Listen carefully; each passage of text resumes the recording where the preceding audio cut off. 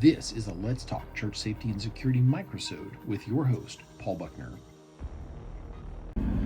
Hey Sheepdogs, I wanted to talk about something that I just came across, so much so it hit me that I had to pull over, find a place to pull over and talk about it. So, was at a service call, a guy came in doing a delivery, and he was talking about the fact that while he was out doing his deliveries, that the driver had his hand out the door, just had his hand on the side of the frame of the vehicle, just enough outside of it to be outside the vehicle, and another vehicle sideswiped his mirror, and it hit him so hard that he has glass embedded in his hand, that blood was just running off of his hand, and that he is now headed to the hospital. So they had to switch out so that the route could still be delivered, but the actual driver that was in the driver's seat is now headed to the hospital.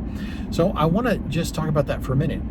What an amazing opportunity for trauma gear, like if it was bleeding as badly as the guy said it was, which as a first responder now, I can tell you that a lot of times what people say is a gross exaggeration. I've been called to the scenes of things where they said there's blood everywhere, the person's going to die, and you roll up and there's speckles and spots of blood that's not remotely what they claimed. So that's a thing. And then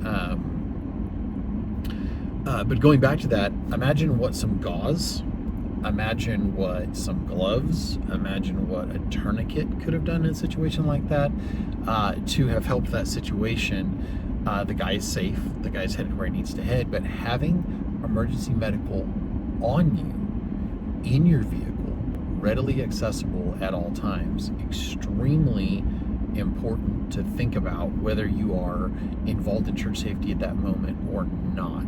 So hope that blesses you. Just something that made me think. God bless.